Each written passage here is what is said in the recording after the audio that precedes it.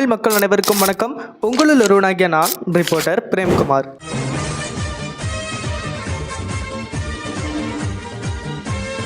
அஞ்சுக்கும் பத்துக்கும் பல நாள் கடுமையாக வெயிலில் வேர்வை சிந்தி உழைச்ச விவசாயியோடைய உழைப்பை ஒரு இன்டர்வியூ ஒரு ஆள் மொத்தமாக முடிச்சு விட்டார்.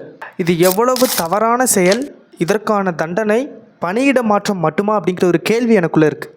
பணியிட மாற்றம் மட்டும் போதாது, அதற்கு மேலும் என்ன செய்யலாம் அப்படின்ட்டு வீடியோக்குள்ளே போய் சொல்கிறேன். எல்லாம் இப்போ அழுது புலம்பிகிட்டு இருக்கிறாங்க.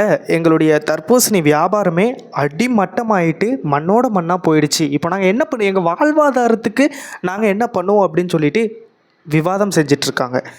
இதுக்கெல்லாம் காரணம் சென்னை மண்டல உணவு பாதுகாப்புத்துறை அதிகாரி சதீஷ்குமார் அவர்கள்.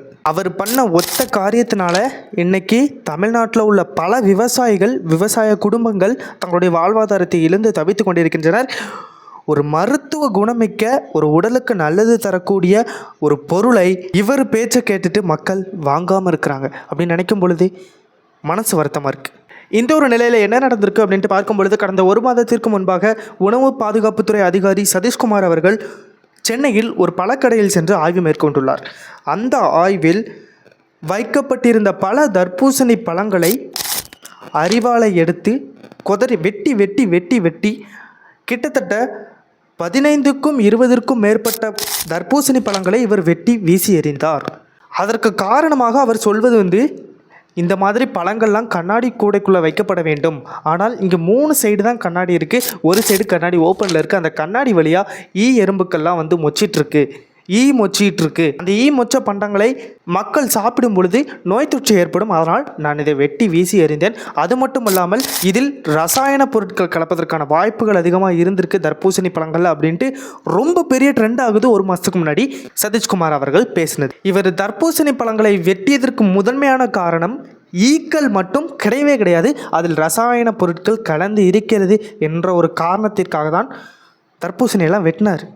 தர்பூசணியை வெட்டி அதில் ரசாயன பொருட்கள் கலக்கலன்னு தெரிஞ்சதுக்கப்புறம் அப்படிங்கிற ஒரு காரணத்தை சொல்லி அவர் கிளம்பி போயிட்டார். அன்னைக்கு அந்த ஒரு விவசாயியோடைய குடும்பம் எவ்வளோ மன வருத்தம் அடைந்திருப்பாங்கன்னு கொஞ்சம் யோசிச்சு பார்க்க முடியுமா? இப்படி ரோட்டோரம் வைத்திருக்கக்கூடிய பழக்கடைகளை எதற்கு அரசு அகற்ற முயற்சிக்குது அப்படின்ட்டு கேட்டிங்கன்னா, எம்என்சி கம்பெனிஸ், அதாவது கேஎஃப்சி, பீஸா, டாமினோஸ் இந்த மாதிரியான கம்பெனிகளில் போய் ஆய்வு மேற்கொள்ளப்பட்டு அந்த கம்பெனிகளை சீல் வைக்க முடியுமா? இல்லாட்டி அங்கே உள்ள பீஸாக்களை இப்படி வெட்டி தூக்கி வீர செயலில் இந்த பாதுகாப்புத்துறை அதிகாரியால் ஈடுபட முடியுமான்னு கேட்டிங்கன்னா சந்தேகம். அப்படி இவர் பீஸாலேயோ, டாமினோஸ்லேயோ, கேஎஃப்சிலேயோ இல்லாட்டி வெளிநாட்டுகளிலிருந்து இறக்குமதி செய்யப்பட்டு ஒரு ஜூஸ், அதாவது இத்தனோண்டு தான் இருக்கும், அந்த ஜூஸ் 35 ரூபாய் 40 ரூபாய் என்று குளிர்பானங்களை விற்று கொண்டிருக்கும் அந்த கடைகளில் சென்று இவர் ஆராய்ச்சி மேற்கொண்டார் என்றால் இவரை பாராட்டலாம். ஆனால் உடலுக்கு நன்மை விளைவிக்கக்கூடிய ஒரு பொருளை கெட்டது என்றும், ஏசிக்குள் இருக்கக்கூடிய உடலுக்கு தீங்கு விளைவிக்கக்கூடிய பொருட்களை எதுவுமே சொல்லாமல் இருக்கிறது எந்த விதத்தில் நியாயம்? தெரியாமல் தப்பு பண்ணுறவங்க கடைக்கு இவ்வளோ ரெஸ்ட்ரிக்ஷன் இருக்கும் பொழுது, உடல் நலத்திற்கு தீங்கு, உயிரை பாதிக்கும், உயிரை கொல்லும் அப்படிங்கிற அச்சுறுத்தல் இருக்கக்கூடிய மதுபானங்களை அரசே கடைகளில் வைத்து விற்பது எந்த விதத்தில் நியாயம்? அந்த மதுபான கடைகள் எல்லாம் போய் ஐயா மதுபாட்டல்களை எடுத்து உடைக்கலாமே, ஏன் உடைக்க முடியாதா? உணவு பாதுகாப்புத்துறை அதிகாரி தானே, அதுவும் ஒரு உணவு தானே, அது உடலுக்கு தீங்கு விளைவிக்கல, உடைக்க வேண்டியது தானே, செய்யுங்க பார்ப்போமே. இதுக்கெல்லாம் முக்கிய காரணம் என்னவா இருக்கும் அப்படின்ட்டு பலரும் சொல்லிட்டுருக்காங்கன்னா, சாலையோரங்களில் கிடைக்கிற அதிக சத்து மிக்க இந்த மாதிரி தர்பூசணி பழங்களை மக்கள் வாங்க ஆரம்பிச்சிட்டாங்க. அப்படிங்கிற பட்சத்தில் பன்னாட்டு இறக்குமதி செய்யப்படுற அந்த ஒரு குளிர்பானங்களை, கொக்கோ கோலா போன்ற குளிர்பானங்களை குடிப்பதற்கு மக்கள் ஆர்வம் காட்டுவதில்லை. அந்த ஒரு வியாபாரம் சரிந்து விடக்கூடாது என்ற ஒற்றை காரணத்திற்காக இந்த மாதிரியான ரூமர்ஸை பரப்பி விட்டு ஒரு மாதமாக விவசாயிகளுடைய வாழ்க்கையை சோழி முடிச்சிட்டாங்க.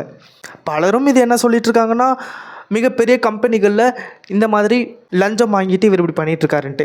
அதெல்லாம் நம்மளுக்கு தெரியாதுங்க. ஆனால் இந்த ஒரு அதிகாரி செய்தது தவறு என்று நீதிமன்றமே தீர்ப்பு அளித்து அந்த அதிகாரியை பணியிட மாற்றம் செஞ்சுருக்காங்க. பணியிட மாற்றம் மட்டும் போதாது, எங்கள் பாதிக்கப்பட்ட விவசாயிகளுக்கு தர்பூசணி விளைவித்து நஷ்டத்தில் இருந்து மன உளைச்சல் இருக்கக்கூடிய விவசாயிகளுக்கு உரிய இழப்பீடு வழங்க வேண்டும் என்பதே இந்த வீடியோவுடைய நோக்கமாக இருக்குது. மக்களும் ஒன்று புரிந்து கொள்ள வேண்டும், இந்த மாதிரி நபர்கள்லாம் சொல்கிறாங்க அப்படிங்கிற ஒரே காரணத்துக்காக நம்மளுடைய மண்ணில் விளையிற தர்பூசணி பழத்தை நீங்கள் சாப்பிட மாட்டேன், வாங்க வேண்டாம் அப்படின்னு தயவு செஞ்சு சொல்லாதீங்க.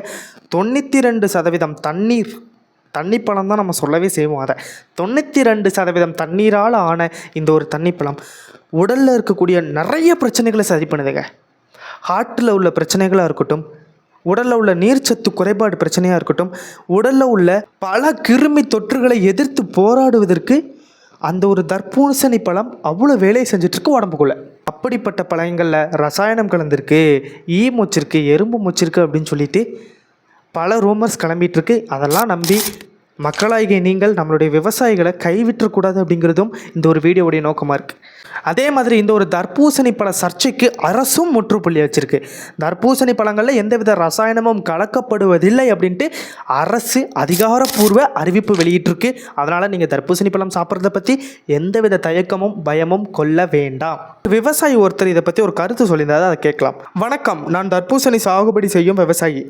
7 நாட்களில் பழுத்து அழுகிவிடும் ஒரு பழத்திற்கு இன்ஜெக்ஷன் செலுத்த வேண்டிய அவசியம் என்ன? தர்பூசணி பழம் அடர் சிவப்பாக இருக்க வேண்டும் என்று மக்கள் கேட்டதாக ஒரு காணொலியில் நீங்கள் காட்டுங்கள் பார்ப்போம் அப்படின்னு சொல்கிறாங்க. கோடை காலங்களில் பை ஒன் கெட் ஒன் என்று குளிர்பானங்களை விற்பதற்கான காரணம் என்ன? கிலோ வெறும் 20 ரூபாய்க்கு விற்பனை செய்யப்படும் பழத்திற்கு இன்ஜெக்ஷன் போடுவதற்கான அவசியம் என்ன அப்படின்ட்டு சரமாரி கேள்வி எழுப்பியிருக்காரு. இதுலேயும் இவர் சொல்ல வர்ற ஒரு முக்கியமான விஷயம் என்னடான்னா, கோடை காலங்களில் பை ஒன் கெட் ஒனில் பல சூப்பர் மார்க்கெட்லேயும் பல கடைகள்லையும் குறைந்த விலைக்கு குளிர்பானங்கள் கிடைக்கப்படுவதற்கான காரணம் என்ன அப்படின்னு கேட்டிருக்காங்க. அதற்கான காரணம், எங்கே தர்பூசணி பழங்களை தேடி மக்கள் சென்றுட்டாங்கன்னா நம்மளுடைய உற்பத்தியும் விற்பனையும் கஸ்டமர்ஸோடைய சர்வீஸும் பாதிக்கப்பட்டுருமே அப்படிங்கிற ஒரு பயத்தில் தர்பூசணி பழங்களை ஒழிப்பதற்கான முயற்சியில் ஈடுபடுறாங்க அப்படின்னு சொல்லிட்டு இந்த ஒரு விவசாயி காட்டமாக தெரிவிச்சிருக்காரு. என்னங்க நியாயம்? நீங்கள் சொல்கிறத பார்த்தா எப்படி தரமா இருக்குது?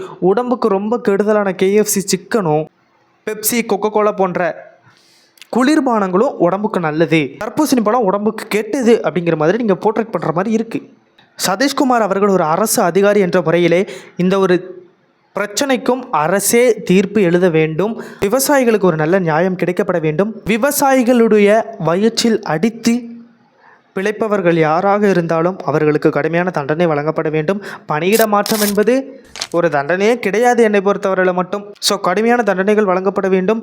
கிட்டத்தட்ட பாதிக்கப்பட்டுள்ள பல விவசாயிகளுக்கு அரசு கூடிய சீக்கிரம் ஒரு நல்ல நிவாரணங்களை வழங்கப்பட வேண்டும். அவருடைய குடும்பத்தினரையும் அரசு கருத்தில் கொண்டு ஒரு நிவாரணத்தை கூடிய சீக்கிரம் அறிவிக்க வேண்டும் அப்படிங்கிறது மக்களுடைய ஆசையாக இருக்குது. தயவு செஞ்சு இந்த மாதிரி சாலை ஓர கடைகளில் கிடைக்கிற தர்பூசணி பழங்களை வாங்கி சாப்பிடுங்க அப்படிங்கிறத சொல்லி இந்த வீடியோ நான் முடிச்சுக்கிறேன். இந்த வீடியோ அவ்வளோதான். நம்மளுடைய பயணம் தொடர்ந்துகிட்டே தான் இருக்கும். நம்மளுடைய பயணத்தில் நீங்களும் ஒரு பயணம் ஆகிறதுக்கு நம்மளுடைய சேனலை சப்ஸ்கிரைப் செய்து வச்சுக்கொள்ளுங்கள். நான் உங்களை அடுத்த வேளை சந்திக்கிறேன். டாடா, பாய் பாய்.